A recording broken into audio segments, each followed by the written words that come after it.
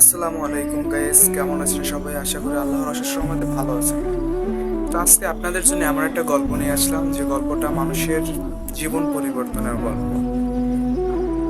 তো গল্পটা অবশ্যই শেষ পর্যন্ত শুনতে হবে, নয়তো গল্পটার যে ধারাবাহিক যে আপনার জীবন পরিবর্তন করতে পারেন যে টপিকগুলো অবশ্যই শেষ পর্যন্ত শুনতে হবে, নয়তো আপনি গল্পটা কিন্তু বুঝতে পারবেন না। তো একটা মেয়ের জীবনে বিয়ের পরে সাংসারিক জীবনে পরিবর্তন হওয়ার কিভাবে সে উন্নতি করতে পারবে, কিভাবে টাকা সেভিং করতে পারবে, তো সবকিছুই গল্পটার ভিতরে। তো গল্পটা না টেনে অবশ্যই শেষ পর্যন্ত দেখবেন।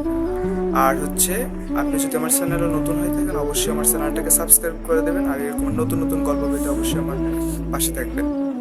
তো দেরি না করে আমরা গল্পতে চলে যাই। খুব ছোটবেলায় সকালে ঘুম থেকে উঠে চোখ কাচলাতে কাচলাতে দেখতাম আব্বু বাথরুমে গেলে আম্মা এদিক ওদিক তাকিয়ে আব্বুর পকেট থেকে টাকা সরিয়ে রাখতো। চোখ বড় বড় করে যখন বলতাম, আম্মা তুমি কি আব্বুর পকেট থেকে টাকা চুরি করো, আচমকা আম্মা আঁতকে উঠতেন। তারপর মুখে আঙুল দিয়ে ফিস ফিস করে বলতেন, চুপ চুপ, তোর আব্বু শুনতে পাবে। ব্যাপারটা আমার কাছে খারাপ লাগতো। তুমি না বলে কেন টাকা নিবে? আব্বু চাইলেই তো টাকা দিবে তোমায়, কিন্তু সাহস করে বলতে পারতাম না। বাজার থেকে চালের বস্তা আনার পর রান্নার সময় মেপে মেপে যখন চাল নিতেন, তখন সেখান থেকে এক মুঠো চাল একটা ডিব্বার মধ্যে রাখতেন। চালের বস্তা যখন শেষ হয়ে যেত বা কোনো কারণে চাল আনতে দেরি হলে আম্মা সেই চাল রান্না করতেন। মাছ মাংসের ক্ষেত্রেও তা। আব্বু বাজার থেকে মাছ মাংস আনলে এক টুকরো বা দুই টুকরো করে রেখে দিতেন ফ্রিজে। সেগুলো জমে যখন অনেকগুলো হতো, সেদিন আম্মা বিরিয়ানি রান্না করতেন। খাবার টেবিলে বসে যখন আব্বু জিজ্ঞেস করতো, কি ব্যাপার আজ বিরিয়ানি? কিন্তু আমি তো আজ বাজার থেকে মাংস আনিনি। আম্মা চোখ রাঙানি দিয়ে বলতেন, এত কথা বলো কেন? রান্না করেছি, খাও, এত কিছু জিজ্ঞেস করো কেন? তারপর আব্বু কোনো কথা না বলে চুপচাপ খেয়ে উঠে যেত। ঈদের সময় আব্বু যখন আম্মার কাছে টাকা দিত ঈদের শপিং করার জন্য, তখন আম্মা 3/1 টাকা রেখে দিতেন নিজের কাছে, আর 2 টাকা দিয়ে ঈদের শপিং করত। খুব রাগ হতো তখন। ভাবতাম সব টাকা আম্মা নিজের জন্য রাখে, নিজের জন্য ভালো ভালো কাপড় কিনে। আমার সকল ধারণা ভুল প্রমাণিত হলো।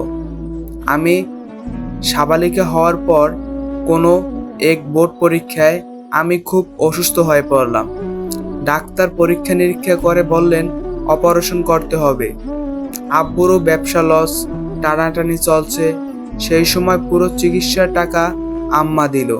আমি তখন জানতাম না এসব টাকা আম্মার, পরে অবশ্য জেনেছিলাম।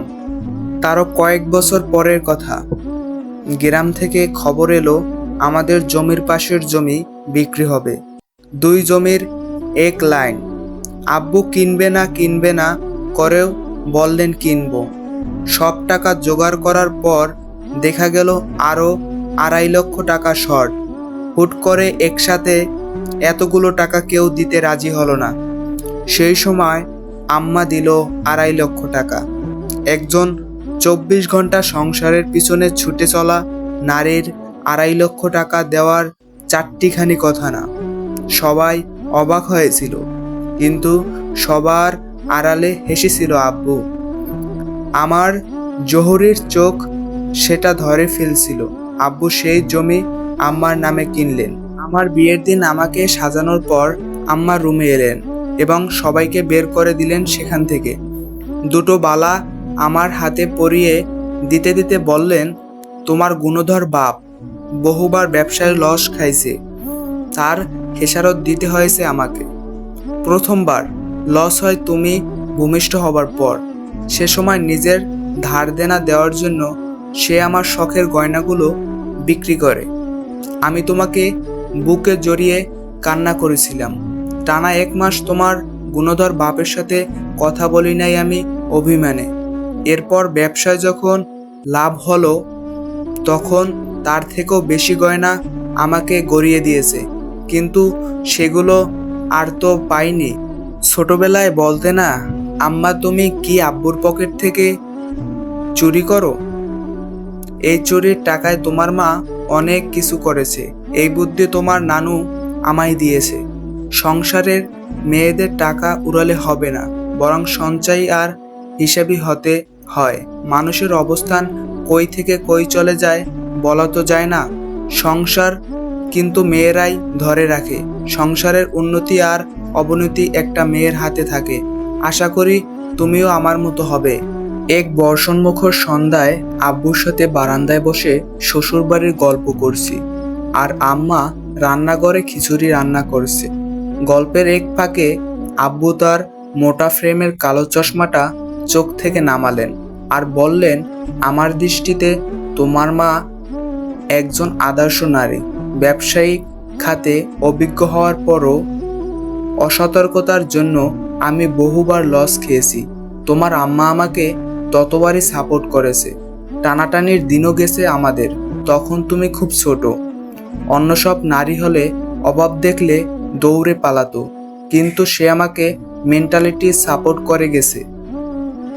আমার পকেট থেকে যে তোমার মা রোজ সকালে টাকা রাখে এই ব্যাপারটা আমি জানি। আমি যে জানি সেটাও তোমার মা জানে। তাই তো সব সময় আমি আমার পকেটে 50 কিংবা 100 টাকা রাখতাম তোমার মায়ের জন্য। সে আমার পরিপূর্ণতা। সে না থাকলে কবেই তলিয়ে যেতাম। একজন স্বামীর একজন স্ত্রীর সাপোর্ট পাশে থাকা যে কি বলে বোঝাতে পারবো না। আমি চাইবো তুমিও নিজেকে তোমার মায়ের মতো গড়ে তুলো, যেন তোমার স্বামীও একদিন তোমাকে নিয়ে গর্ব করে।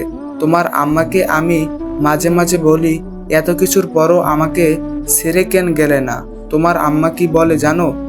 আমি আব্বুর দিকে জিজ্ঞাসু দৃষ্টিতে তাকালাম। তারপর তিনি বললেন, বলে তোমাকে বিয়ে করেছি, তোমার হার মাস জ্বালিয়ে খাওয়া না অবধি তোমার রেহাই নেই। বলেই তিনি হু হু করে হাসতে লাগলেন। তৃপ্তির হাসি। সেই হাসিতে ছিল মনের মতো জীবন সঙ্গী পাওয়ার উপচে পড়া আনন্দ। গল্পটা এখানেই শেষ, সমাপ্ত। এরকম নতুন নতুন গল্প পেতে চাইলে আমার চ্যানেলটিকে সাবস্ক্রাইব এবং বেল আইকনটি প্রেস করে দিয়ে পাশে থাকবেন, যাতে সবার আগে নতুন নতুন গল্প আপনি পেয়ে যান। ধন্যবাদ।